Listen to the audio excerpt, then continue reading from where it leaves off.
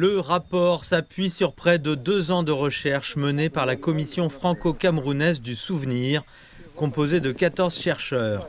L'équipe a utilisé des milliers d'archives et de documents déclassifiés, des témoignages et des recherches sur le terrain pour compiler le rapport. Paul Biya a salué les efforts déployés par les chercheurs pour faire éclater la vérité sur l'histoire du pays.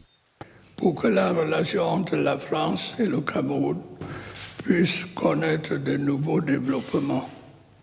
Qu'il me soit permis de saluer votre plein engagement et d'adresser toutes mes félicitations à tous les autres membres de la commission mémoire. Toutes et tous ensemble, vous avez accompli un travail de recherche très remarquable et de consignation mémorielle d'une grande portée symbolique.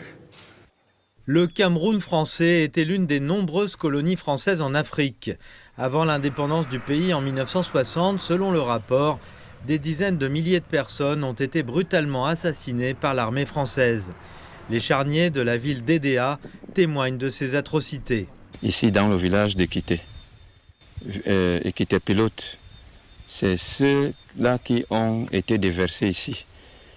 Un regret très profond, très profond, parce que dans les analyses, ces frères, ces papas qui sont morts, ces grands-pères, n'avaient rien autre à réclamer que ce qui était de droit.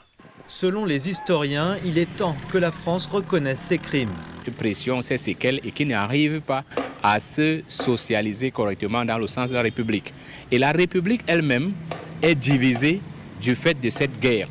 Jusqu'à présent, si on n'avance pas de manière cohérente, si le développement n'est pas harmonisé sur l'ensemble du territoire, ce sont les effets secondaires de cette guerre que la France a menée au Cameroun et de la répression qui a continué même après les indépendances.